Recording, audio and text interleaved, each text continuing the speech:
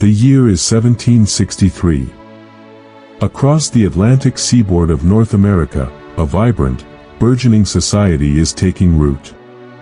From the small, bustling port cities of Boston, New York, and Philadelphia to the vast, fertile plantations of Virginia and the small, self-sufficient farms of New England, the 13 British colonies are experiencing a period of unprecedented growth and prosperity. The recent victory in the French and Indian War has secured the frontier, removing the looming threat of the French Empire and its Native American allies. A sense of pride, and for many, a fierce loyalty to the British Crown, runs deep. The Union Jack flies proudly over courthouses and harbors, a symbol of their shared identity as free-born Englishmen, protected by the world's most powerful navy and the glorious British Constitution. Yet, beneath this surface of loyalty and prosperity, powerful and transformative forces are at work. A century and a half of settlement has forged a new kind of people. They are hardened by the challenges of a new world, imbued with a spirit of self-reliance, and governed by local assemblies where they have long learned to manage their own affairs. The vast physical distance from London, a voyage of 6 weeks or more, has inherently fostered a spirit of independence. In the smoky taverns where merchants and sailors gather, in the town meetings where farmers and craftsmen debate local issues, a distinct American identity is quietly crystallizing. It is an identity shaped not by the decrees of a distant parliament, but by the daily realities of building a life in a vast, wild land. This burgeoning sense of self was profoundly shaped by the recent war. Thousands of colonial militiamen had fought alongside British regulars. They witnessed the professional discipline of the redcoats, but also their sometimes condescending arrogance. Colonial officers like a young George Washington felt the sting of being passed over for royal commissions, a slight that highlighted a perceived second-class status within the empire. Furthermore, the war had been fought, in the colonial mind, for the mutual benefit of the entire British world. The colonies had provided men, money, and materials. They believed they had proven their mettle and their value. As the peace settled, they looked forward to reaping the rewards of their sacrifice, the freedom to expand westward and the continuation of their prosperous, self-governing way of life. Unbeknownst to them, in the corridors of power in London, a very different future was being planned, one where the colonies would be seen not as partners, but as subordinates expected to pay for their own security. The seeds of discontent, sown by geography, experience, and a clash of expectations, were already in the soil, waiting only for the first frost of a new British policy to make them sprout. The Treaty of Paris of 1763 marked a triumphant zenith for the British Empire, but it also contained the seeds of its own unraveling. The victory over France and Spain was decisive, redrawing the map of North America. Britain emerged as the undisputed master of the continent, claiming all territory east of the Mississippi River, including the strategically vital Ohio Valley and the former French holdings in Canada. In London, church bells rang, and the public celebrated the humbling of their ancient rivals. However, for the ministers in Whitehall, the euphoria was rapidly eclipsed by a cold, stark reality: the colossal debt incurred to secure this glory. The British national debt had ballooned to a staggering £130 million, a sum that threatened to cripple the kingdom's finances. The ongoing cost of administering and defending this newly vast empire was equally daunting. Thousands of British troops would now be permanently stationed on the American frontier to manage relations with Native American tribes and prevent incursions from other European powers. It was from this financial pressure that a new, and ultimately fatal, colonial policy was born. In the view of the British government, the logic was impeccable and fair. The French and Indian War had been fought, in large part, on behalf of the American colonies. It was their frontiers that had been secured, their settlements made safe from French and Native American attacks. Therefore, it seemed not only reasonable but just that the colonists should shoulder a portion of the financial burden. The era of salutary neglect, a long period where trade laws were loosely enforced, and the colonies were largely left to govern themselves, was officially over. A new era of imperial reorganization and taxation was about to begin. The Proclamation of 1763 was the first sign of this new, assertive authority. Intended to prevent costly conflicts with native tribes by forbidding American settlement west of the Appalachian Mountains, it was seen by the colonists as a profound betrayal. To the land-hungry speculators and farmers of the colonies, the vast, fertile lands of the interior were the rightful prize of their victory. Now, the Crown was arbitrarily slamming the door shut. This sense of grievance was about to be compounded exponentially. The British Chancellor of the Exchequer, George Grenville, began drafting a series of acts designed to make the colonies pay their way. The Sugar Act of 1764, which lowered the tax on molasses but enforced it with ruthless new efficiency, was a warning shot. It signaled that Parliament believed it had the absolute right to tax the colonies for the explicit purpose of raising revenue. The stage was set for a fundamental constitutional clash, pitting British authority against American notions of self-government, all born from the immense price of a hard-won empire. If the Sugar Act was a warning shot across the colony's economic bow, the Stamp Act of 1765 was a direct and unprecedented broadside against their political autonomy. Championed by Prime Minister George Grenville, this legislation represented a radical departure from previous forms of taxation. While the Sugar Act was an external tax, a duty on imports, the Stamp Act was a direct, internal tax levied squarely within the colonies themselves. It mandated that nearly every piece of paper used in formal transactions had to bear a stamped imprint from London, for which a tax was paid. This included newspapers, pamphlets, legal documents, wills, deeds, ships' papers, licenses, and even playing cards and dice. No contract was valid, no newspaper could legally be published, and no legal proceeding could be recognized without this officially stamped and taxed paper. The impact was universal and deeply invasive. It touched the lives of nearly every free person in America, but most severely affected the most vocal and influential segments of colonial society: lawyers, merchants, printers, and tavern owners. For the first time, Parliament was not regulating trade, it was explicitly raising revenue from the colonies for the Crown's treasury, and doing so without the consent of their own elected assemblies. This struck at the very heart of the colonists' identity as Englishmen, who believed passionately in the principle of no taxation without representation. They argued that since they elected no members to the Parliament in Westminster, that body had no right to tax them. Their own colonial assemblies were the sole legitimate bodies for raising taxes within their borders. The reaction was immediate, explosive, and more organized than any previous protest. A new political organization, the Sons of Liberty, formed in Boston and quickly spread to other cities.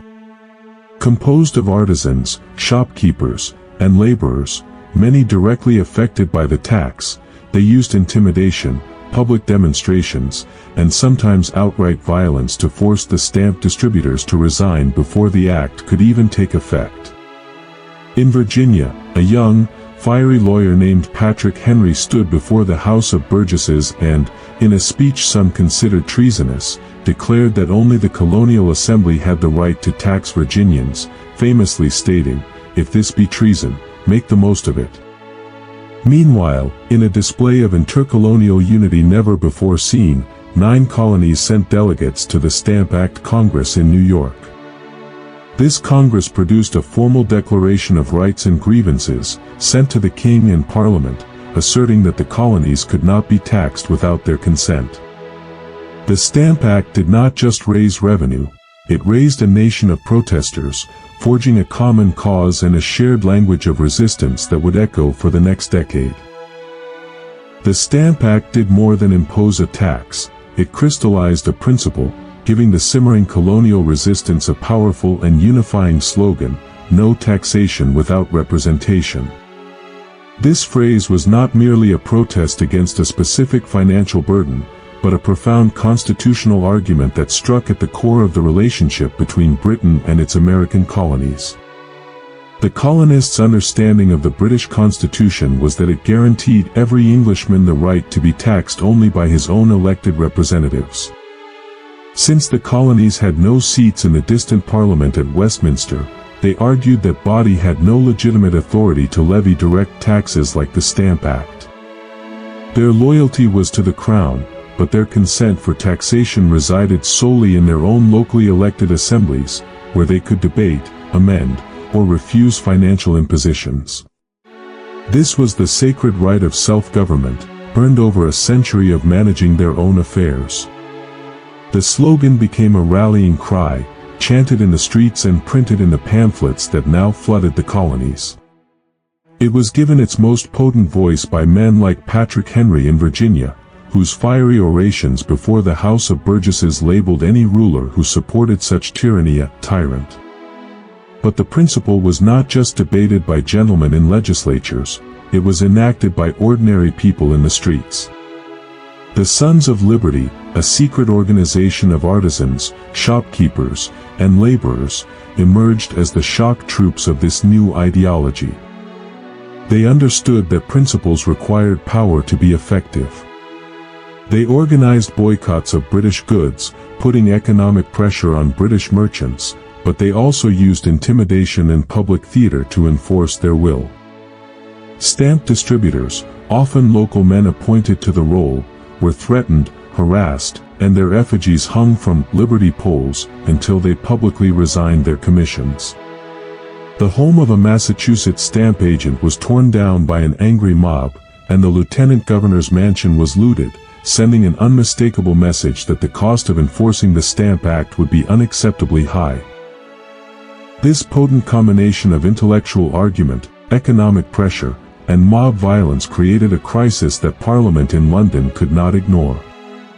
While they dismissed the colonists' constitutional theory, asserting the doctrine of virtual representation, whereby Parliament represented the interests of all British subjects, not just those who elected them, they could not ignore the economic damage of the boycotts or the alarming reports of open rebellion. British merchants, whose trade with America was crippled, lobbied fiercely for the Act's repeal.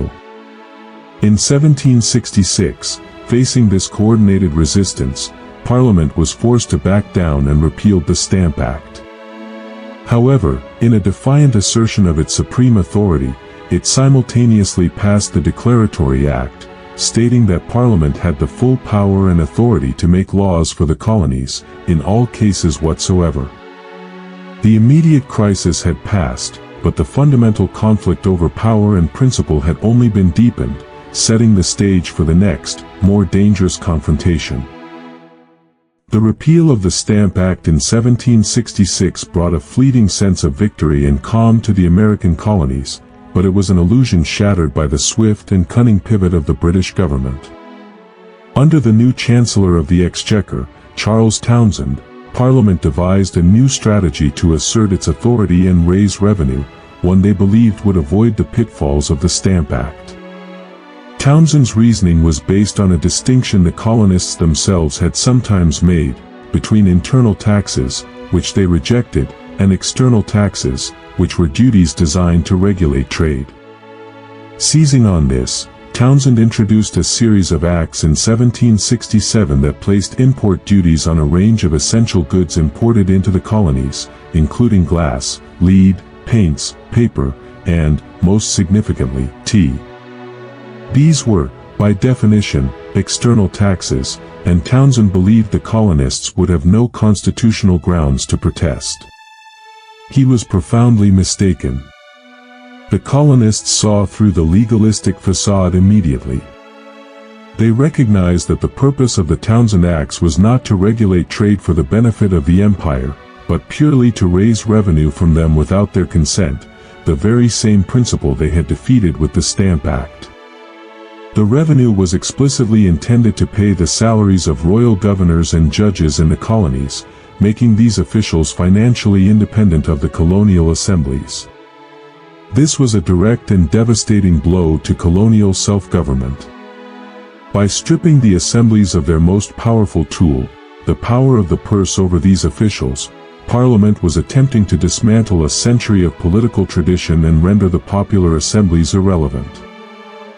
The colonial response was swift, sophisticated, and more unified than ever before. A new wave of non-importation agreements swept through the colonies, championed by pamphlets like John Dickinson's Letters from a Farmer in Pennsylvania, which argued that Parliament had no right to tax the colonies for revenue under any guise. These boycotts were not spontaneous riots but carefully organized campaigns led by merchants and community leaders. The Daughters of Liberty became a powerful force alongside the Sons, promoting homespun cloth as a substitute for British textiles and brewing Liberty tea from local herbs. This widespread economic resistance again began to bite, causing sales of British goods to plummet and prompting renewed complaints from British merchants. However, the British government, now more determined to enforce its will, responded not with repeal but with coercion. To crack down on the growing defiance, particularly in the epicenter of resistance, Massachusetts, they dispatched customs commissioners and, ominously, began to concentrate British Army regiments in the port city of Boston. The Townshend Acts had successfully replaced a political crisis with a military one, turning a war of words into a standoff that would soon require only a single spark to ignite into violence. By the winter of 1770, Boston was a tinderbox, and the British soldiers stationed there were the unwitting kindling. The Townshend Acts and the subsequent dispatch of thousands of redcoats to police the city had created an atmosphere of smoldering resentment. The soldiers, living in crowded conditions and competing with Boston's laborers for scarce jobs, were a constant, visible reminder of British coercion.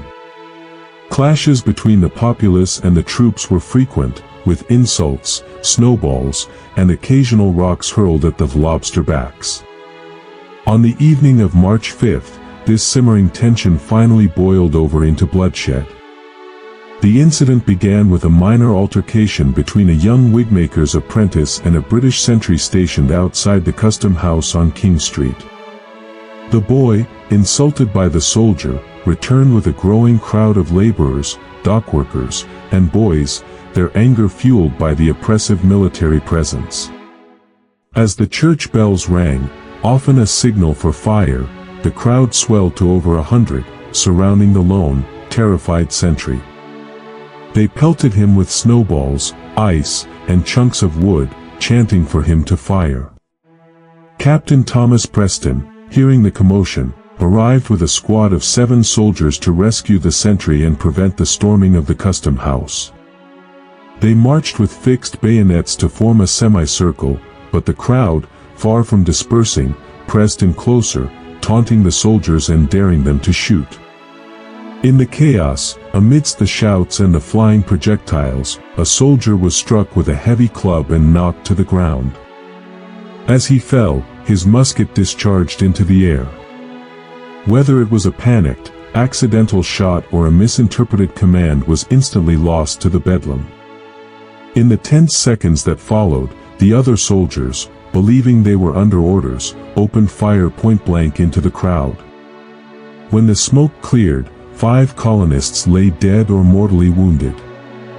Among them was Crispus Attucks, a man of mixed African and Native American heritage, a sailor and laborer who became a symbol of the sacrifice made by everyday people. The event was instantly branded a massacre by patriot leaders like Samuel Adams and Paul Revere, who produced and widely distributed a sensationalized engraving depicting the British firing in a disciplined volley into a peaceful crowd. This powerful propaganda piece, though factually inaccurate, became a masterful tool for unifying colonial opinion against British tyranny. At the subsequent trial, where John Adams defended the soldiers to demonstrate the colonists' commitment to justice, most were acquitted. But the damage was irreversible. The Boston Massacre had transformed a political dispute into a visceral tragedy, providing the resistance with its first martyrs and proving that British policy was now enforced at the point of a bayonet. In the uneasy aftermath of the Boston Massacre, a tense quiet settled over the colonies. The shock of the violence had a sobering effect on both sides, creating a temporary lull in the overt hostility. This period of calm was formalized by a significant political retreat from London. Bowing once more to the effective economic pressure of the colonial boycotts, which were again hurting British merchants, Parliament, under the new Prime Minister Lord North, moved to repeal the Townshend Acts in the spring of 1770. However, this concession was a calculated and deliberately incomplete victory. In a move designed to save face and assert a fundamental, unyielding principle, Parliament kept the import duty on one single, symbolic commodity, tea. This was not an accidental oversight but a strategic assertion of power. The tax on tea was maintained not for its meager revenue, which was negligible, but as a literal token of Parliament's declared right to tax the colonies. It was a constant, lingering reminder of British authority, a thorn left in the lion's paw. For a time, this compromise held. The repeal of the other duties largely diffused the non-importation agreements, and colonial merchants, eager to resume profitable trade, largely returned to business as usual. A period of relative peace and prosperity ensued for nearly 3 years, leading some on both sides of the Atlantic to believe the crisis had passed. But this calm was profoundly deceptive. Beneath the surface, the ideological rift had not healed, it had only been papered over by commercial convenience. The fundamental question of Parliament's authority remained unresolved, with the tea tax standing as a permanent insult to colonial principles. Then, in 1773, Parliament shattered the fragile peace with the Tea Act.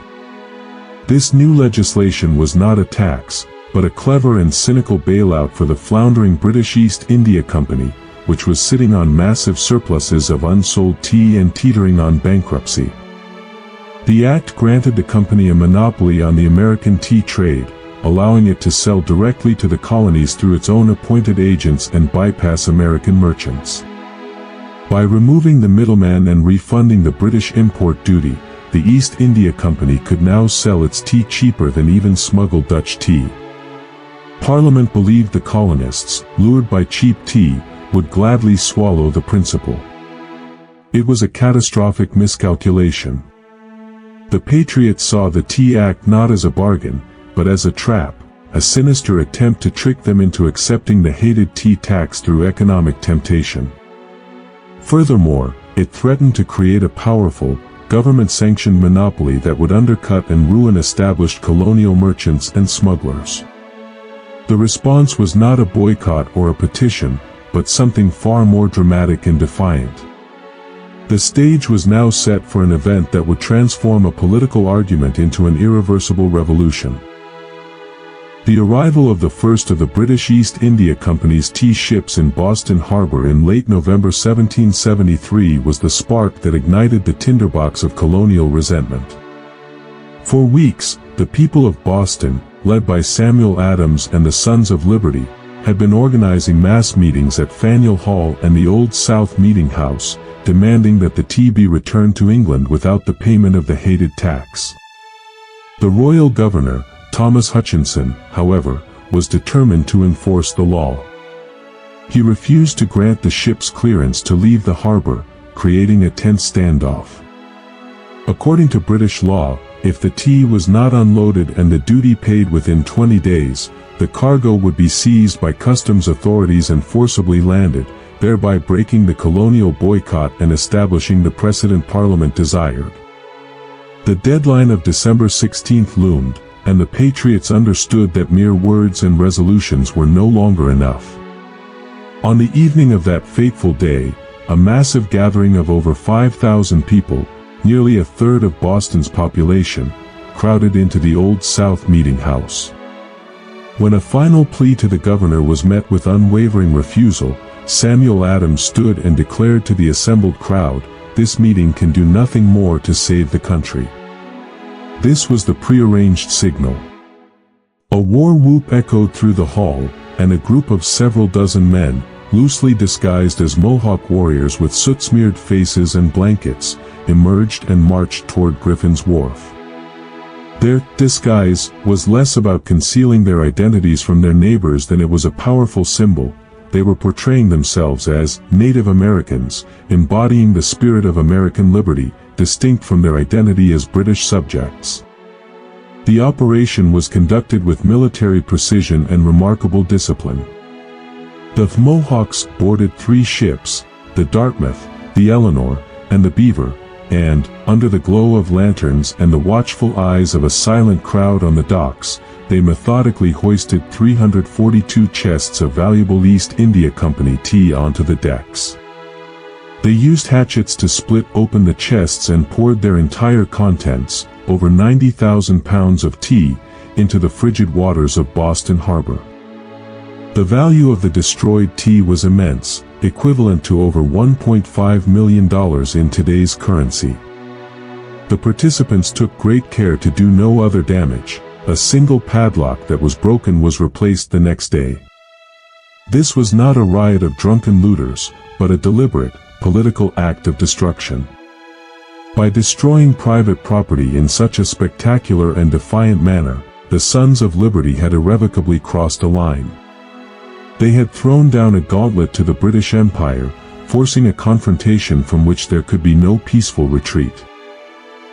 When news of the Boston Tea Party reached London in early 1774, the reaction was one of unified and thunderous fury. To Parliament and King George III, this was no longer a dispute over taxes or political representation, it was a blatant act of criminal destruction and outright insurrection. The deliberate dumping of a vast fortune in private property into the harbor confirmed the worst fears of British officials, that the colonies, and Massachusetts in particular, had descended into lawless anarchy. Believing that a firm and overwhelming response was the only way to reassert imperial control, Parliament passed a series of punitive measures in the spring of 1774 that were so harsh the colonists rightly branded them the Intolerable Acts. These laws were deliberately designed to punish Boston, crush Massachusetts's resistance, and serve as a stark warning to the other 12 colonies. The first of these, the Boston Port Act, was a brutal economic siege. It mandated the closure of Boston Harbor to all commercial traffic, effectively blocking the lifeblood of the city, until the destroyed tea was fully paid for. The Massachusetts Government Act fundamentally altered the colony's charter, stripping it of self-government.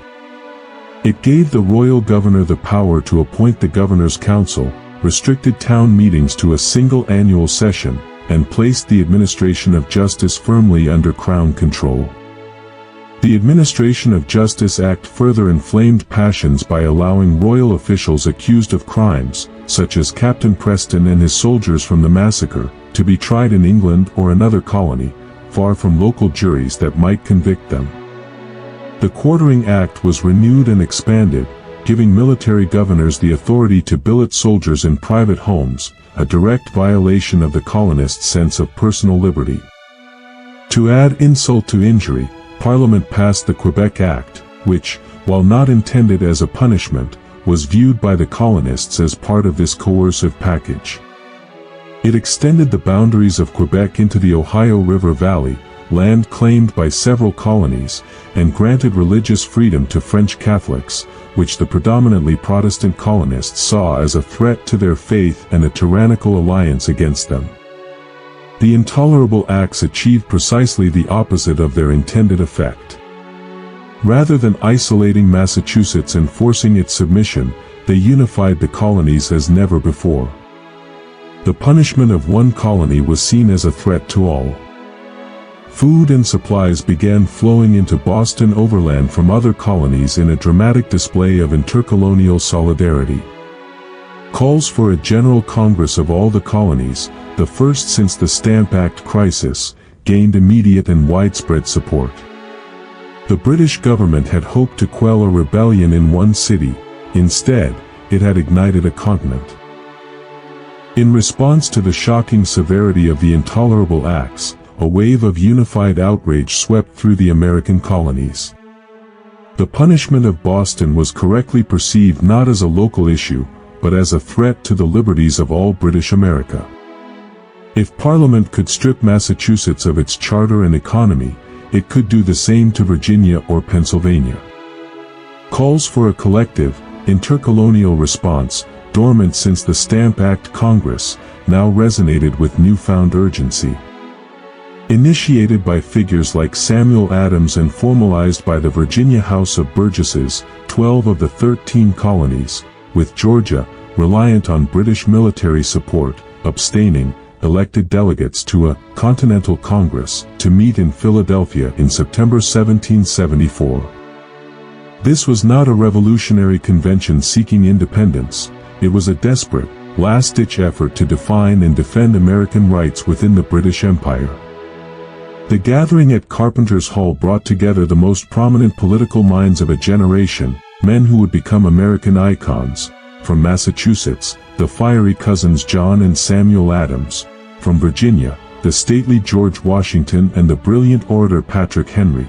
From Pennsylvania, the conservative John Dickinson and the worldly Benjamin Franklin.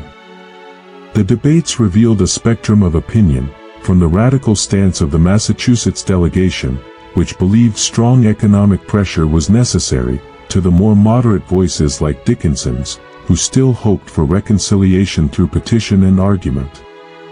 Yet, amidst these differences, a profound consensus emerged.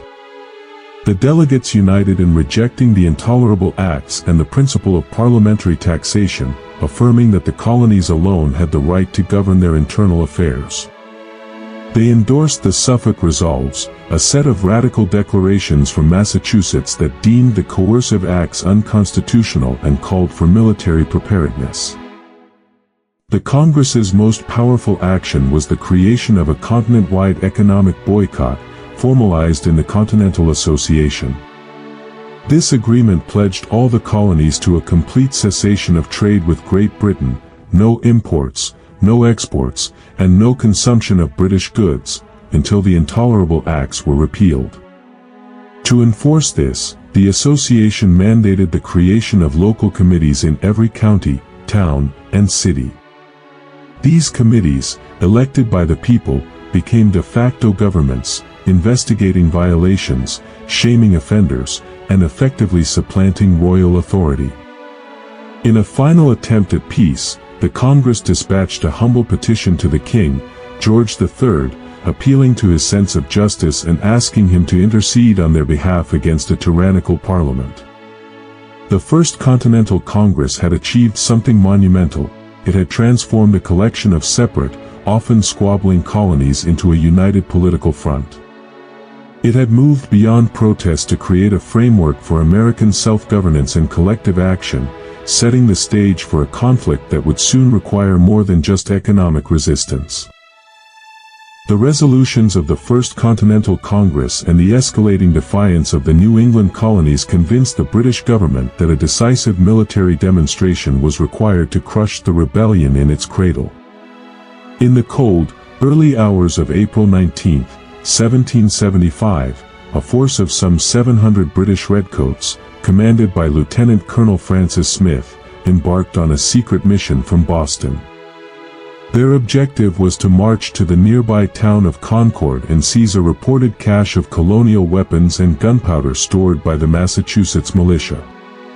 The British believed that by disarming the rebels in one swift, shocking blow, they could decapitate the growing resistance and reassert royal authority.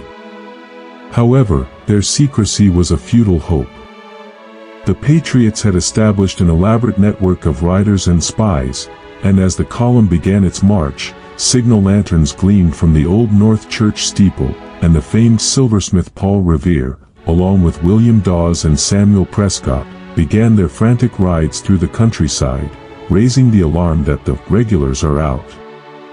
This warning gave the local militia, or Minutemen, time to assemble. As the British advance guard reached the village of Lexington at dawn, they found about 77 armed militiamen drawn up on the town green. The British commander ordered the rebels to disperse. In the tense standoff, a single shot rang out, from which side, it was never determined. That solitary, fateful report triggered a volley from the British line. When the smoke cleared, 8 Americans lay dead and 10 more were wounded. The Redcoats gave 3 cheers, marched on, and the war had begun. But the real fight was yet to come. The British continued to Concord, where they destroyed some cannon and supplies, but found the bulk of the munitions had been moved. Meanwhile, thousands of militiamen from surrounding towns converged on the area. The British retreat from Concord back to Boston became a running, bloody gauntlet. From behind stone walls, trees, and houses, colonial militiamen poured a relentless and deadly fire upon the exposed British column. The disciplined Redcoats, trained for European-style warfare in open fields, were decimated by an enemy they often could not see. Only the arrival of a relief brigade from Boston saved Smith's command from total annihilation. By the end of the day, the British had suffered 273 casualties, the Americans 95. The shot at Lexington had been the spark, but the brutal fighting along the Battle Road proved this was a real war. The news of the day's events, of farmers standing up to the world's most powerful army, echoed across the colonies and across the Atlantic, truly becoming the shot heard round the world that heralded the start of the American Revolution. When the delegates of the Second Continental Congress convened in Philadelphia on May 10, 1775, they did so in a world transformed. The halls of the Pennsylvania State House, which had months before echoed with debates over petitions and boycotts, were now filled with the urgent, grim reality of war. The recent events at Lexington and Concord were not theoretical grievances but fresh, bloody news. The thunder of cannon fire from the Battle of Bunker Hill would soon rumble during their deliberations. This Congress was no longer a protest assembly, it was instantly forced to become the de facto, provisional national government of a people at war, faced with the monumental task of managing a conflict it had not yet formally decided to fight. Their first and most critical decision was the creation of a continental military force. The motley militias surrounding Boston needed to be forged into a professional army. On June 14, 1775, the Congress officially established the Continental Army, and the following day, it unanimously chose a respected Virginian, Colonel George Washington, to be its commander-in-chief. This selection was a masterstroke of political strategy. Washington's military experience from the French and Indian War, his imposing stature, and his quiet dignity commanded respect. More importantly, as a Virginian, his appointment signaled that this was not merely a New England conflict, but a united continental struggle, binding the powerful southern colonies irrevocably to the cause. While pursuing war, the Congress paradoxically continued to seek peace. Led by moderates like John Dickinson, it drafted the Olive Branch Petition, a final, heartfelt appeal directly to King George III. Professing their continued loyalty, the delegates pleaded with the king to halt the hostilities and intercede with Parliament to secure a peaceful reconciliation. Simultaneously, however, they approved the Declaration of the Causes and Necessity of Taking Up Arms, a robust justification for their military defense, co-written by Dickinson and Thomas Jefferson, which stated they were resolved to die freemen rather than to live slaves. This Congress was walking a tightrope, raising an army to fight the British while simultaneously petitioning the British monarch for peace. This contradictory stance reflected the deep divisions within the colonies themselves, where many still hoped for a resolution within the empire, even as they took up arms against its soldiers. The Second Continental Congress was thus a government of paradox, simultaneously the architect of American military resistance and the last, desperate guardian of the hope for peace. In the tense weeks following Lexington and Concord, the newly formed Continental Army, under the command of General George Washington, was still en route to Boston, where a loose confederation of New England militias maintained a siege of the city.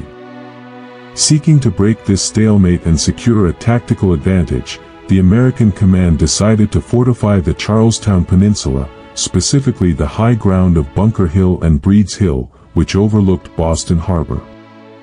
On the night of June 16, 1775, Colonel William Prescott led over 1,000 men in a frantic effort to construct earthen fortifications on Breed's Hill, a position even more exposed and closer to the British than originally planned. When dawn broke on June 17, British commanders in Boston were astonished to see a formidable rebel redoubt staring down at them, a direct challenge to their control. The British response was swift and arrogant. Confident in the superiority of their disciplined regulars, they launched a direct, frontal assault. Under the command of General William Howe, over 2,200 redcoats were ferried across the harbor. They formed impeccable lines and, weighed down by heavy packs, began their slow, methodical ascent of the hill in the blistering summer heat. Prescott, knowing his men were critically short of ammunition, issued his legendary order, "Don't fire until you see the whites of their eyes." The militiamen, many of them farmers and tradesmen, held their fire with remarkable discipline as the brilliant red lines advanced. Only when the British were within 50 yards did the American line erupt in a devastating, point-blank volley that scythed through the British ranks, sending them reeling back in bloody disarray. The British regrouped and attacked a second time, with the same horrific result. The slopes of the hill were now littered with British dead and wounded. On the third assault, however, the Americans' ammunition was exhausted. They could no longer maintain their murderous fire. After a brief, fierce hand-to-hand struggle with bayonets and rifle butts, the redoubt was overrun, and the Americans were forced into a retreat. Tactically, it was a British victory. They held the field. But it was a Pyrrhic victory of catastrophic proportions. British casualties numbered over 1,000, including a staggering number of officers, losses the professional army could ill afford. The Americans, in contrast, suffered around 400 casualties. The battle proved two things irrevocably. First, that raw colonial militiamen, when well led and entrenched, could stand and trade blows with the finest soldiers in Europe, and second, that the price of defeating the American rebellion would be far higher than Britain had ever imagined. Bunker Hill was a defeat that filled the colonists with confidence and the British with a grim new respect for their opponent. Even as the smoke from the Battle of Bunker Hill cleared, a profound internal conflict raged within the Second Continental Congress. The colonies were now in a state of open warfare, with a Continental Army besieging Boston and battles already fought. Yet, the political will for a final, permanent break from Great Britain was far from universal. A significant and powerful faction, led by Pennsylvania's John Dickinson, still clung to the hope of reconciliation. They believed that the conflict was not with the king, George III, whom they still viewed as their rightful sovereign, but with his corrupt ministers and a misguided parliament. To this group, the military actions were a form of forceful petitioning, intended to bring the crown to the negotiating table and secure a restoration of their traditional rights as Englishmen.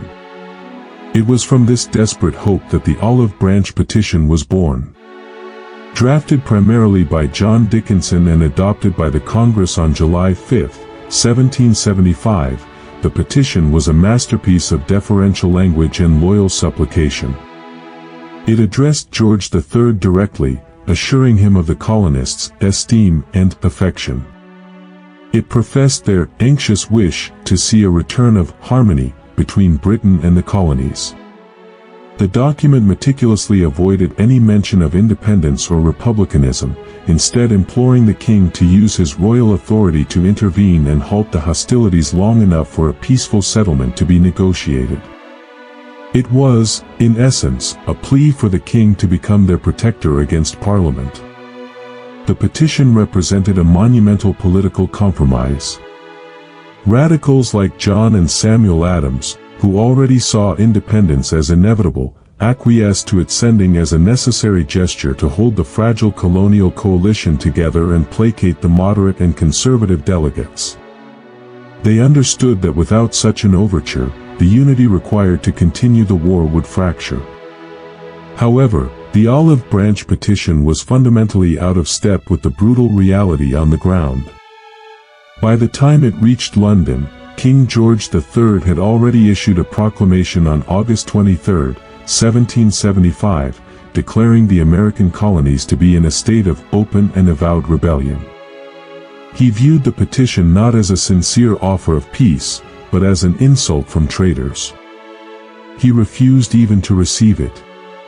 The king's rejection was the final, crushing blow to the cause of reconciliation.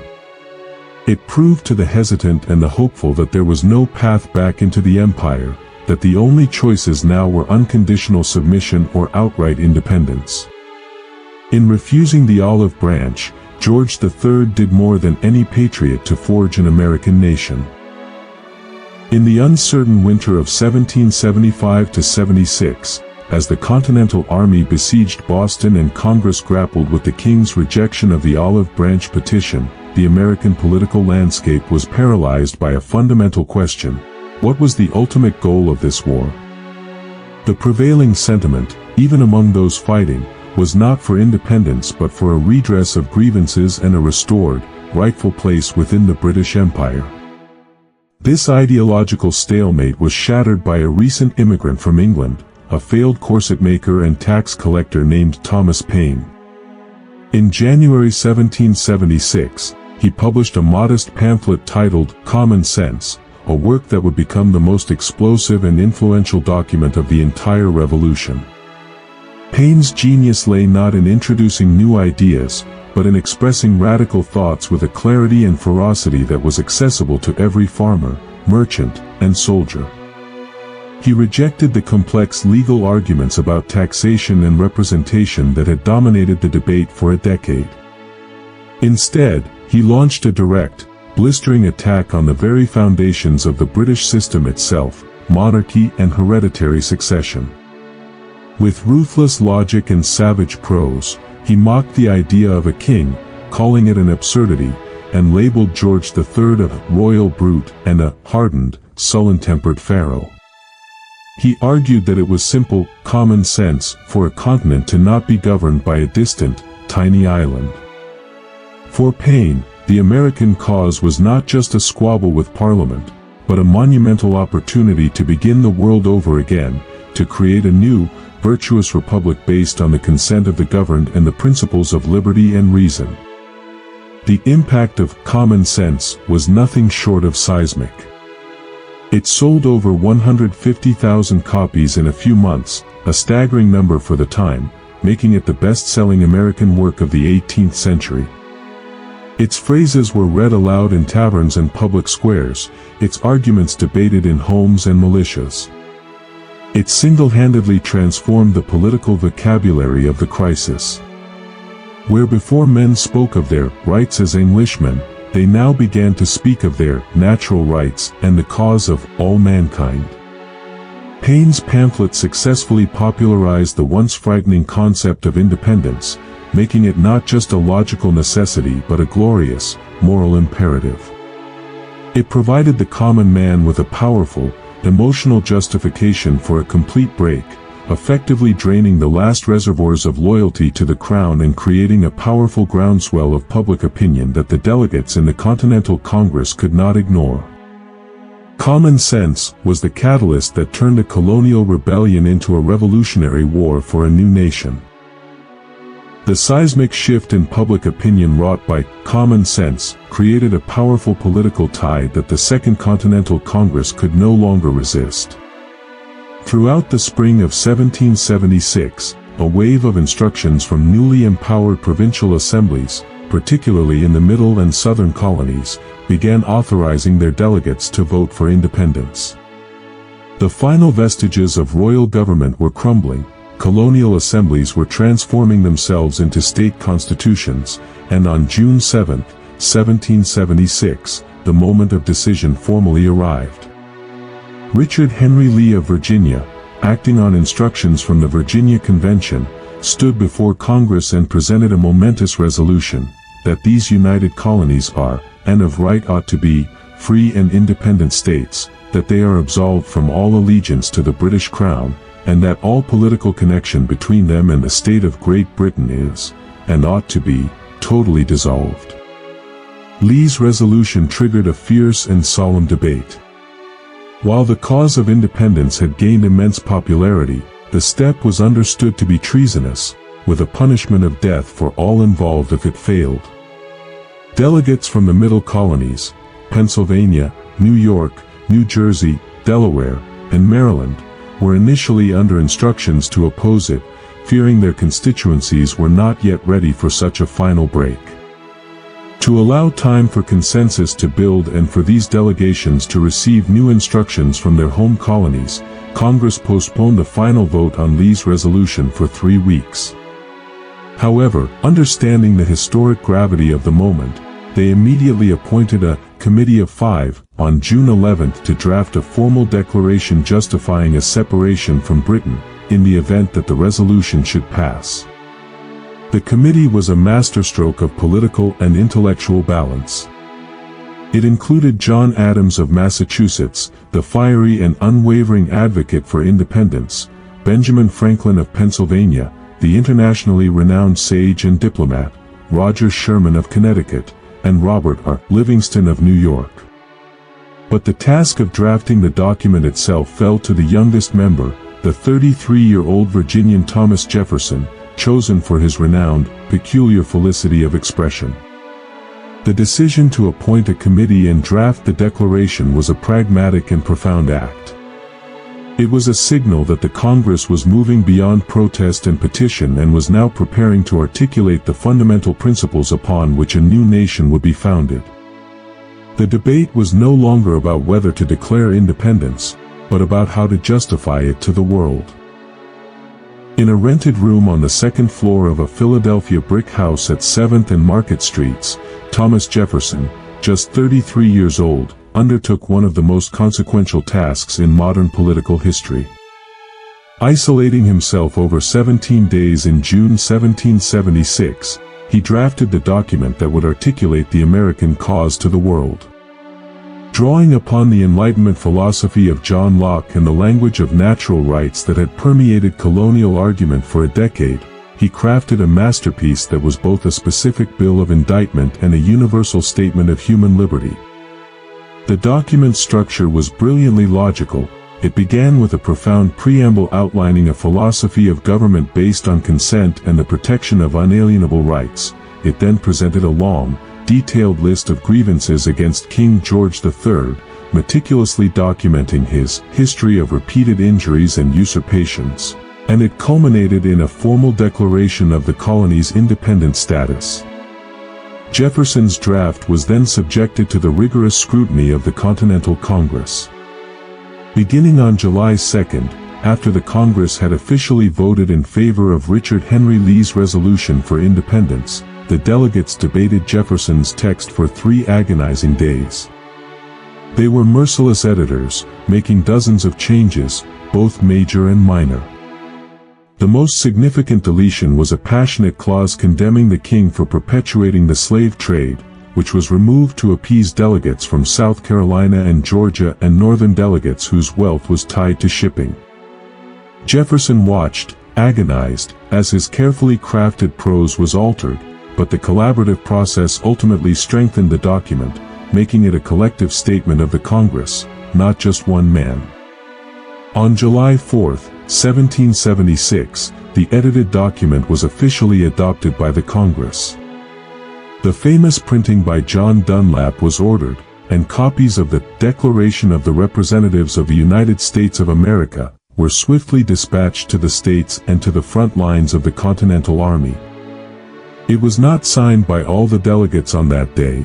The iconic signing of the embossed parchment copy would occur primarily on August 2. But July 4th marked the formal birth of the United States. The Declaration was far more than a notice of separation. It was a revolutionary manifesto that grounded political legitimacy not in the divine right of kings, but in the natural rights of humanity and the consent of the governed, its powerful words destined to inspire freedom movements for centuries to come. In the summer of 1776, flush with the spirit of independence, General George Washington understood that defending the Declaration required holding the field.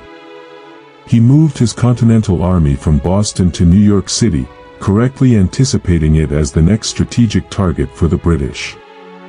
What awaited him was not a triumphant defense, but a brutal lesson in conventional warfare. In August, the British launched the largest amphibious invasion of the 18th century, eventually landing over 32,000 highly disciplined, well-equipped professional soldiers and Hessian mercenaries on Staten Island and Long Island, under the command of General William Howe. They faced a ragtag American force of about 19,000, many of whom were untrained militia and were woefully outnumbered, outgunned, and outmaneuvered. The campaign was a disaster for the Americans. The Battle of Long Island in late August was a masterclass in British tactical prowess. Howe outflanked the American defenses, forcing a panicked retreat to fortifications on Brooklyn Heights. With his back to the East River and the British Army poised for a final, crushing assault, Washington faced the potential annihilation of his entire force. In a desperate and brilliantly executed operation, he orchestrated a silent, nighttime evacuation across the river to Manhattan under the cover of a providential fog. This retreat saved the army but inaugurated a long, demoralizing series of defeats. Throughout the fall of 1776, Washington was relentlessly pushed northward, losing key positions in Harlem Heights, White Plains, and, catastrophically, Fort Washington on Manhattan, where nearly 3,000 American soldiers were captured. The loss of New York City, the nation's second-largest city and a vital port, was a devastating strategic and psychological blow. The Continental Army, now a shadow of its former self, was reduced to a few thousand disheartened, starving, and poorly clothed men. As the cold weather set in, they retreated across New Jersey, with the British in close pursuit. The cause of independence, so boldly declared in July, seemed on the verge of utter collapse by December.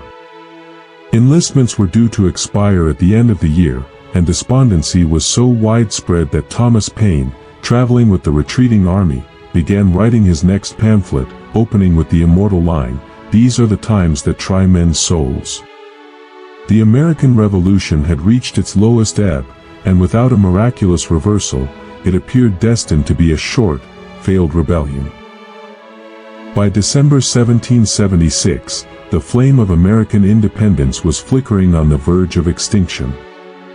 The Continental Army, a battered and shrinking force, was in a desperate retreat across New Jersey, pursued by a confident and relentless British force. Morale had hit rock bottom. Soldiers were barefoot, leaving bloody footprints in the snow, and their enlistment contracts were set to expire on December 31st. The cause seemed lost, and the very concept of the United States appeared to be a fleeting, failed dream. It was in this atmosphere of profound despair that Thomas Paine, once again capturing the spirit of the moment, penned The American Crisis. Published on December 19th, his words were a clarion call to perseverance. These are the times that try men's souls. The summer soldier and the sunshine patriot will, in this crisis, shrink from the service of their country, but he that stands by it now, deserves the love and thanks of man and woman. While Paine's words provided a vital ideological rallying point, General George Washington knew that only a bold, tangible victory could save the revolution. He faced the imminent dissolution of his army and understood that a passive winter camp would lead to its quiet disintegration. He needed to strike a blow that would shock the colonies, reinvigorate public support, and convince his weary soldiers to re-enlist. He devised an audacious, high-stakes plan. The British had established a chain of outposts across New Jersey, and one of the most forward was held by a garrison of about 1,500 Hessian mercenaries in the town of Trenton. Confident and complacent in their strength, the Hessians were unlikely to expect an attack in the dead of winter, especially during a major holiday and in terrible weather. Washington's plan was as simple as it was dangerous. He would lead his remaining 2,400 men across the ice-choked Delaware River on Christmas night, march them 9 miles through a biting snowstorm, and launch a surprise dawn attack on Trenton. It was a colossal gamble. The river crossing alone, in the dark and amid drifting ice, was perilous. If the Hessians were alerted, his entire force could be trapped and destroyed on the New Jersey shore. Failure would mean the almost certain end of the Continental Army and the American cause. But with his army melting away and the nation's morale collapsing, Washington had no other choice. It was victory or utter ruin. On the bitterly cold and stormy night of December 25, 1776, George Washington's desperate gamble commenced. As a driving nor'easter of sleet and snow pummeled the Delaware Valley, the ragged remnants of the Continental Army assembled on the Pennsylvania bank of the ice-choked river. The scene was one of almost mythical hardship. The soldiers, many without boots, wrapped their feet in rags, and the temperature plummeted.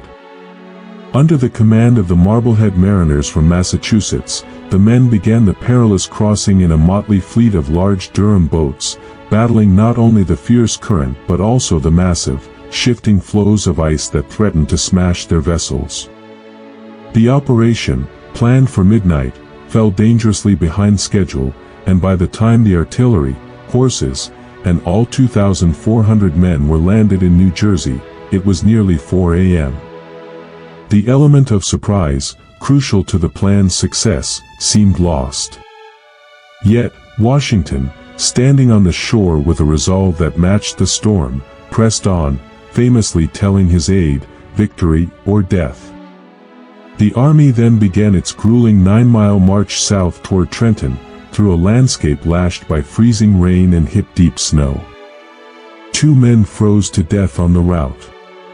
But the very ferocity of the storm, which caused such suffering for the Americans, became their greatest ally. The Hessian garrison in Trenton, commanded by Colonel Johann Rall, had been on alert for raids, but considered a full-scale attack in such weather impossible. Confident and celebrating the Christmas holiday, their sentries were withdrawn, and their discipline relaxed. As dawn broke on the 26th, the Americans, divided into 2 columns, swept into the sleeping town from the north and west. The Hessians, startled from their beds, scrambled to form a defense, but were quickly overwhelmed by the sudden, coordinated assault. Colonel Rall, who had dismissively pocketed a warning note about the American movement without reading it, was mortally wounded while trying to rally his men. The battle was a stunningly one-sided American victory. In less than an hour, the Patriots had killed or wounded over 100 Hessians and captured nearly 900 more, at the cost of only a few American casualties. More importantly, they seized desperately needed muskets, ammunition, and supplies.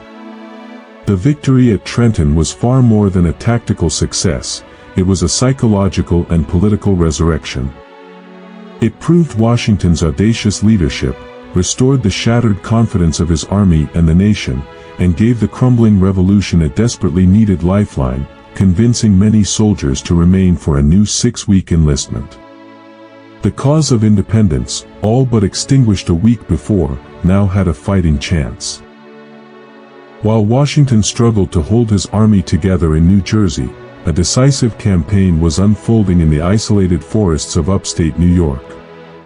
In the summer of 1777, the British High Command launched a grand strategy to sever the rebellious New England colonies from the rest, effectively crushing the revolution. The plan called for a 3-pronged attack to converge on Albany.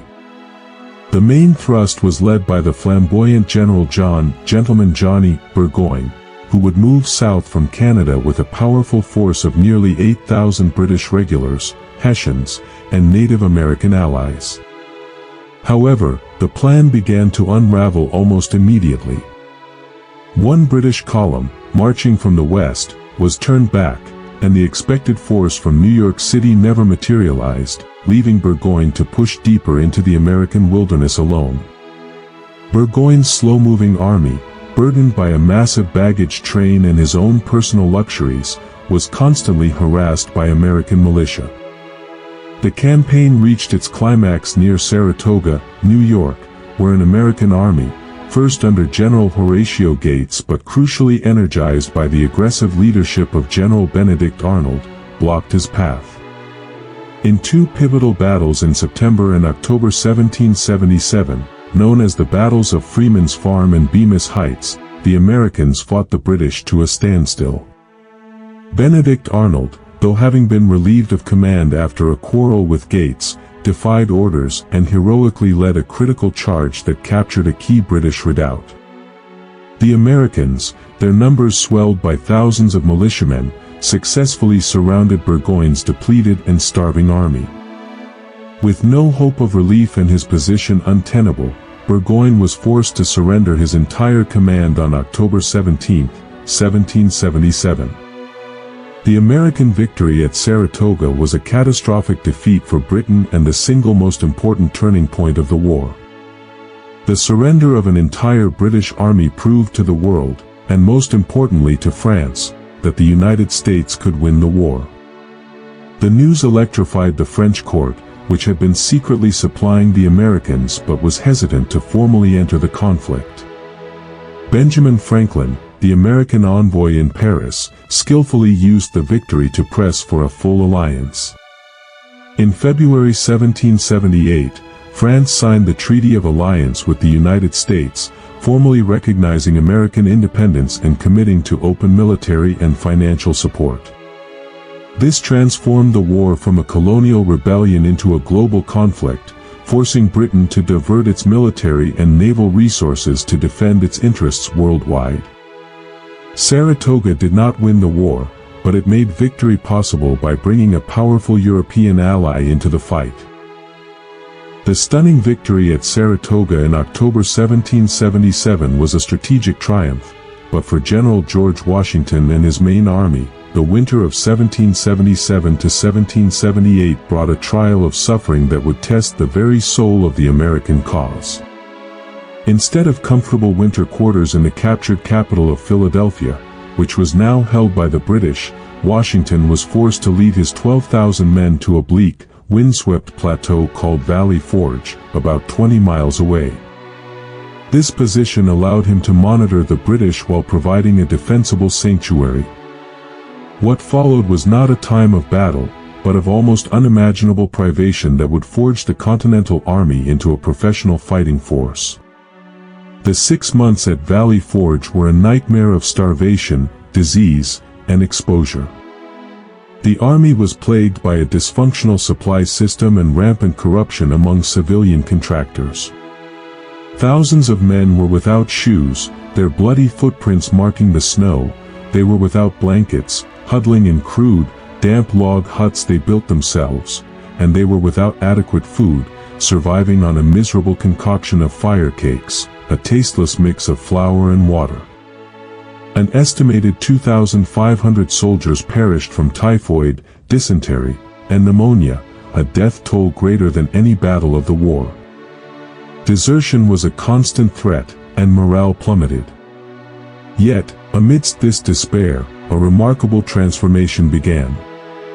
In February 1778, a portly, profane, and brilliant Prussian drillmaster, Baron Friedrich Wilhelm von Steuben, arrived at the camp. Appointed as the acting inspector general, von Steuben took the ragged, undisciplined volunteers and began a relentless training program. He wrote a simplified drill manual in French, which was then translated, and he personally drilled the soldiers, cursing at them in a mix of German and French, with his aides translating his colorful insults. He instilled in them the repetitive movements of marching and firing in coordinated volleys that were essential for European warfare. More importantly, he treated the common soldiers with a respect they were unaccustomed to, creating a sense of pride and professionalism. By the spring, the army that emerged from Valley Forge was utterly transformed. It was leaner, hardened by suffering, and disciplined by von Steuben's training. They were no longer a makeshift militia, but a confident, cohesive army capable of meeting the British on equal terms. The crucible of Valley Forge had not broken them, it had forged them into a true instrument of victory. Following the stalemate in the northern colonies after 1778, the British High Command shifted its strategy, believing the southern colonies were ripe for reconquest. They anticipated strong support from loyalists in Georgia and the Carolinas, who they believed would flock to the royal standard and help pacify the region. The campaign began successfully with the capture of Savannah, Georgia, in late 1778, and then achieved its greatest victory in May 1780, when a major American army under General Benjamin Lincoln was forced to surrender Charleston, South Carolina, along with over 5,000 soldiers, the worst American defeat of the war. With conventional American forces in the South seemingly destroyed, the British commander, Lord Cornwallis, moved to establish control over the Carolina backcountry, confident the war was all but won. However, the British Southern strategy soon unraveled in the face of a brutal and unanticipated form of warfare. The conflict devolved into a vicious civil war, pitting patriot neighbors against loyalist neighbors in a cycle of violence, raids, and reprisals that left deep scars. The conventional defeat at Camden in August 1780 further cemented British control, but it also galvanized a fierce partisan resistance. Leaders like the wily Francis Marion, the Swamp Fox, Thomas Sumter, the Gamecock, and Andrew Pickens used their knowledge of the tangled, swampy terrain to launch hit-and-run attacks against British supply lines and communications. These guerrilla fighters would strike swiftly and then melt away into the wilderness, preventing the British from ever fully consolidating their gains. They harassed Cornwallis's army, captured messengers, and made the countryside unsafe for any isolated British or Loyalist patrol. This savage partisan war set the stage for a dramatic American resurgence.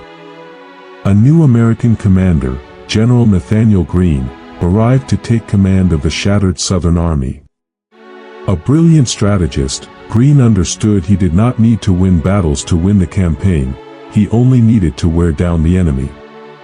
He masterfully divided his own forces to force the British to do the same, stretching their resources thin. He worked in concert with the partisan leaders, using his regulars as a bait to lure the British into ill-advised pursuits while the militia harassed their flanks. This new strategy led to a series of sharp, bloody engagements at battles like Cowpens and Guilford Courthouse. Though technically a tactical victory for the British at Guilford Courthouse, Cornwallis's army was so badly mauled that he was forced to abandon the Carolinas and retreat north into Virginia, hoping for supplies and reinforcements. The Southern campaign had bled the British Army white, setting the stage for the final act of the war. In the annals of the American Revolution, no name is more synonymous with betrayal than Benedict Arnold.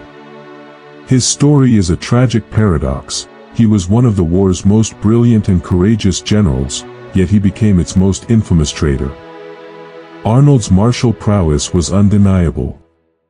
His daring leadership at the Battle of Saratoga was instrumental in the decisive American victory, though credit was largely given to his superior, General Horatio Gates.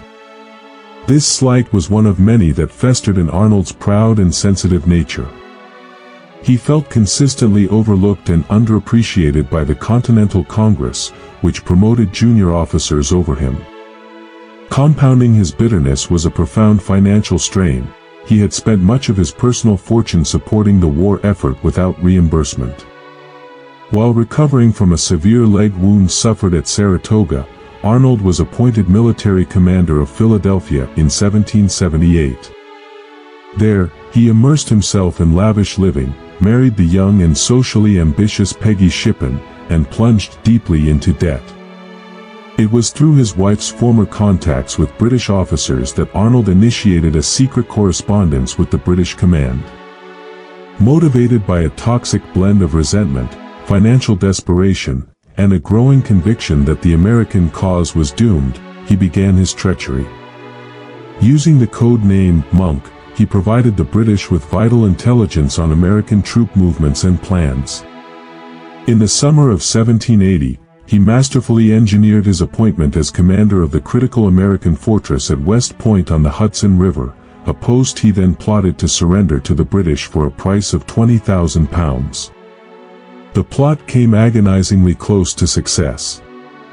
On September 21, 1780, British Major John Andre, acting as Arnold's handler, was captured by American militiamen with incriminating papers, including detailed plans of West Point's defenses, hidden in his boot.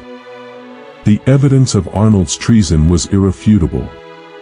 When Washington was alerted, Arnold received a frantic warning and managed to escape just ahead of his arrest, fleeing to the British lines aboard the HMS Vulture. Andre was later hanged as a spy. Arnold's defection sent a shockwave of horror and disbelief through the States. He had been a national hero, and his betrayal felt like a wound to the very soul of the revolution.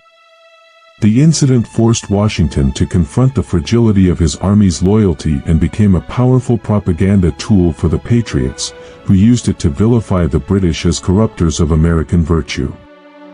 Benedict Arnold lived out his life in England, despised by his new masters and forever branded in American history as the ultimate turncoat. By the summer of 1781, the American Revolution, now a global war, was poised for its climactic act. After his costly campaign in the Carolinas, the British General Lord Cornwallis moved his army into Virginia, hoping to sever supply lines and destroy the state's resistance. However, harried by a combined American and French force under the Marquis de Lafayette, and failing to achieve a decisive victory, Cornwallis grew frustrated. Acting on orders, he moved his 7,500-man army to the small port town of Yorktown, on the Virginia Peninsula, to establish a fortified deep-water base and maintain communication with the main British fleet in New York. This decision, born of strategic necessity, would prove to be a catastrophic trap. In New York, General George Washington and his French ally, General Comte de Rochambeau, saw a golden, perhaps final, opportunity. Abandoning a planned attack on New York City, they made an audacious decision to march their combined Franco-American army south to Virginia with all possible speed and secrecy. The entire plan, however, hinged on control of the sea. As Washington's forces began their long march, a powerful French fleet under Admiral Comte de Grasse was sailing from the Caribbean, bound for the Chesapeake Bay. In a critical naval engagement known as the Battle of the Chesapeake in early September, de Grasse's fleet repelled a British relief force, blockading the bay and preventing Cornwallis from escaping by sea or receiving reinforcements. The Franco-American army, now numbering over 17,000, arrived to find Cornwallis completely isolated. The siege of Yorktown began in late September. The Allied armies, employing classic European siege tactics, began a methodical process of digging parallel lines of trenches ever closer to the British defenses. The French artillery, superior in number and quality to the American guns, began a relentless, devastating bombardment that pounded Yorktown into rubble. A key British redoubt was captured in a daring nighttime bayonet attack led by Alexander Hamilton, allowing the Allies to advance their second parallel and bring their cannons to point-blank range. Inside the crumbling town, Cornwallis's position grew increasingly hopeless. His supplies were dwindling, casualties were mounting, and a desperate attempt to escape across the York River was thwarted by a storm. With his defenses shattered, no hope of relief, and under continuous fire, Cornwallis recognized the futility of further resistance. The noose, meticulously tightened by Washington's army on land and de Grasse's fleet at sea, was now complete. The surrender of his entire army was imminent. On the morning of October 17, 1781, a cloud of white smoke rose from the shattered British lines at Yorktown. It was not the signal for a renewed assault, but the prearranged sign for a parley. A lone British drummer boy appeared on a parapet, beating a solemn rhythm that pierced through the thunder of cannon fire. Following him was an officer, waving a white handkerchief of surrender. The 6-year war had reached its dramatic and decisive culmination. Lord Cornwallis, trapped, outnumbered, and with his defenses in ruins, had no choice but to seek terms. The subsequent negotiations, led by American Colonel John Laurens and the French Viscount de Noailles, were firm. The surrender would be unconditional for all combatants, and the terms would mirror those the British had imposed on the American garrison at Charleston the previous year, a pointed and symbolic humiliation. The formal surrender ceremony took place on October 19, 1781. It was a spectacle meticulously orchestrated by General Washington to demonstrate the legitimacy and multinational nature of the victory. The defeated British and Hessian army, over 7,000 strong, was to march between two lines of Allied soldiers, the Americans on one side and the resplendently uniformed French on the other. In a final, petulant act of defiance, Cornwallis claimed illness and refused to attend, sending his second-in-command, General Charles O'Hara, in his stead. O'Hara first attempted to surrender to the French Comte de Rochambeau, who correctly directed him to General Washington. Washington, in turn, refusing to accept the sword from a subordinate, directed O'Hara to his own second, General Benjamin Lincoln, who had been humiliated at Charleston. To the tune of a popular British march called "The World Turned Upside Down," the red-coated army filed out of Yorktown. Their flags were cased, a traditional sign of disgrace, and many of the soldiers, in a display of contempt for their victors, pretended to be drunk or looked straight ahead, refusing to glance at the American line. As they marched forward to lay down their arms, the reality of the moment became undeniable. The world had, indeed, been turned upside down. A professional European army had been defeated and captured in the field by a force of colonial rebels and their European allies. While some sporadic fighting would continue for 2 more years, Yorktown broke the British political will to continue the war. The surrender was not just a military defeat for Britain, it was the de facto end of the conflict and the birth of American sovereignty. The surrender at Yorktown in October 1781 was the decisive military act of the war, but the formal end of hostilities required a long and complex diplomatic process that stretched over 2 more years. The British Parliament, upon receiving the news of Cornwallis's defeat, voted to end offensive operations in America, effectively conceding the war. However, crafting a peace treaty to end a global conflict involving France, Spain, and the Netherlands, in addition to the United States, proved to be a delicate and protracted affair. The American Congress appointed a distinguished delegation to negotiate in Paris: Benjamin Franklin, the revered and cunning elder statesman; John Adams, the blunt and principled advocate for New England interests; John Jay, a shrewd and suspicious diplomat from New York; and later, Henry Laurens. Their instructions were to coordinate closely with their French allies, whose support had been essential to the victory. The negotiations, however, quickly revealed conflicting interests. The American commissioners, particularly John Jay, grew deeply suspicious of France's motives. France was a staunch ally against Britain, but its primary goal was to weaken its ancient rival, not necessarily to empower a new republic. There were concerns that France, and its ally Spain, might seek to limit American expansion westward, perhaps even confining the new nation to the eastern side of the Appalachian Mountains. Spain also coveted the territory between the Appalachians and the Mississippi River. When Jay learned of secret British attempts to negotiate a separate peace with France, he took a bold and independent gamble. He decided to bypass the congressional instruction to follow French guidance and open direct, preliminary negotiations with the British. The British, for their part, were eager to pry the Americans away from the French alliance and secure a favorable trading partner in the new United States. The American team, now united in their decision to negotiate independently, proved to be remarkably adept. Franklin provided the charm, Adams the stubborn resolve on New England fishing rights, and Jay the legal and strategic acumen. They secured extraordinarily favorable terms from a defeated Britain. The preliminary Articles of Peace were signed on November 30, 1782, without French knowledge. The formal Treaty of Paris, which included the other warring European nations, would be signed almost a year later. This act of diplomatic independence, while a breach of their formal instructions, secured a monumental victory at the bargaining table that matched their victory on the battlefield.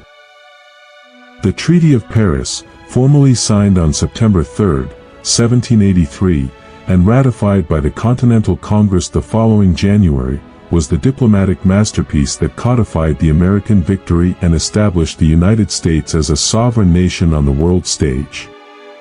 The American negotiating team, Benjamin Franklin, John Adams, and John Jay, achieved terms that far exceeded mere independence, securing a vast territorial empire that stretched the new nation's boundaries to the Mississippi River.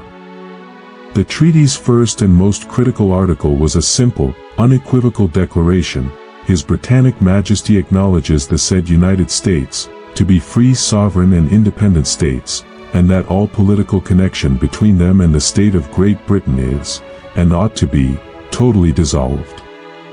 The treaty's provisions were remarkably generous to the United States, a reflection of Britain's desire to weaken its European rivals and cultivate a future trading partner.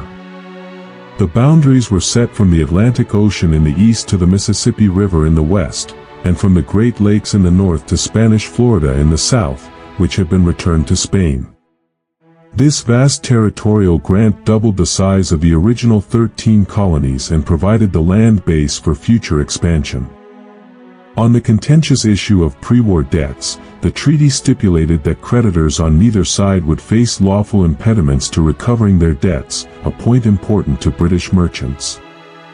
Regarding the Loyalists, a thorny subject, Congress was to earnestly recommend that the states restore confiscated property and rights, though this clause was largely ignored by the individual states, revealing the limited power of the central government under the Articles of Confederation.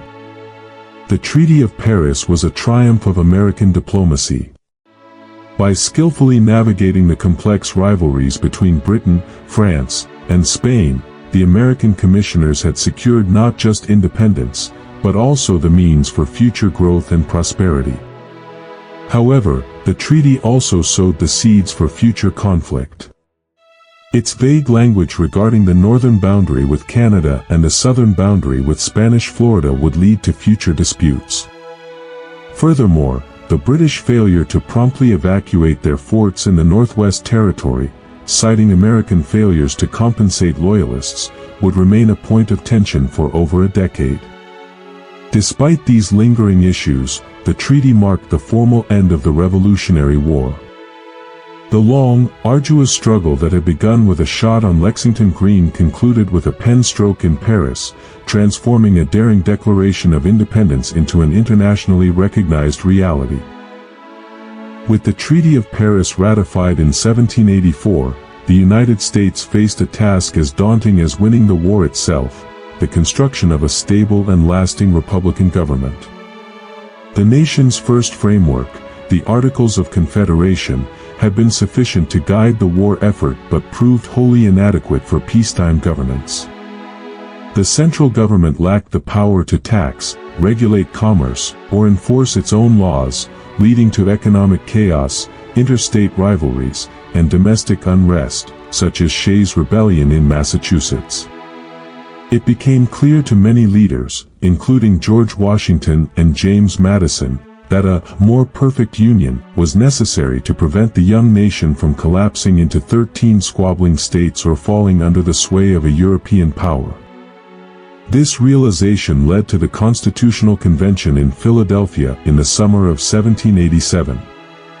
Abandoning their mandate to merely revise the Articles, the delegates embarked on a bold project to create an entirely new form of government.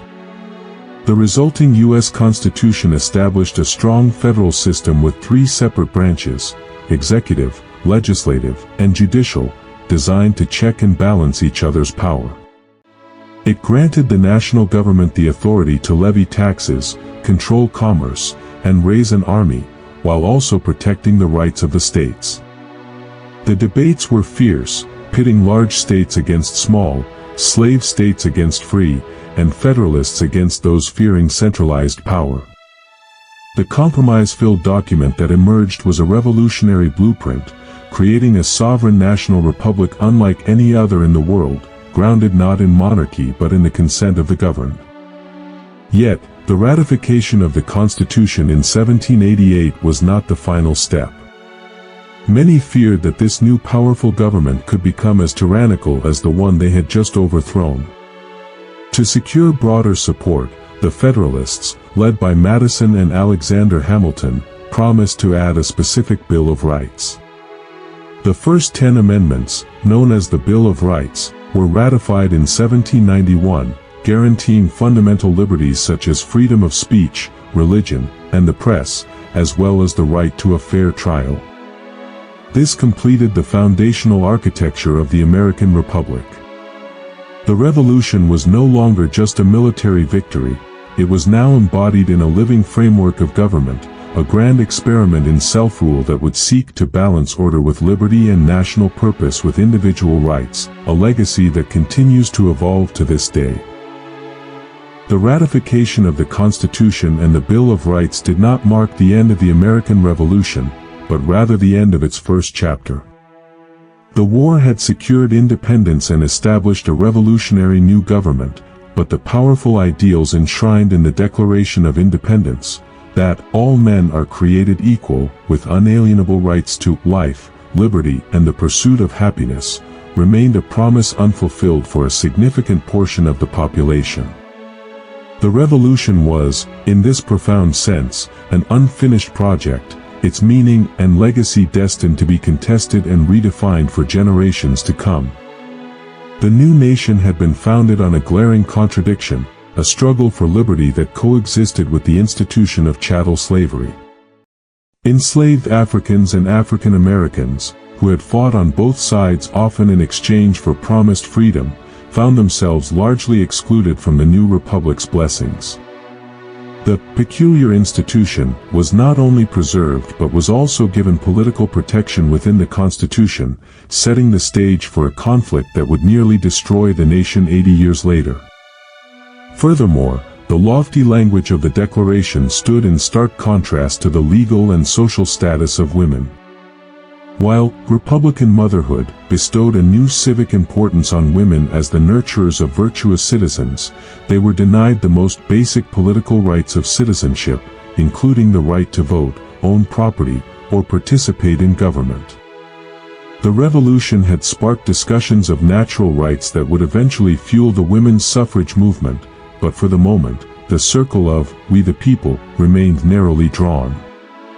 Native Americans, who had often been victims of the war's shifting alliances and frontier violence, found their sovereignty ignored and their lands increasingly coveted by the expanding American Republic. The promise of equality was a powerful, disruptive force that the founding generation could not fully contain. The documents they created became a yardstick against which future generations would measure the nation's progress. The abolitionist movement, the struggle for women's rights, the civil rights movement of the 20th century, and ongoing debates over equality and justice are all continuations of the American Revolution. They are the efforts to reconcile the nation's practices with its founding principles, to expand that circle of "we the people," and to complete the work left unfinished in 1783. The revolution, therefore, is not a closed event confined to history books, but an ongoing process, a constant striving to form a more perfect union.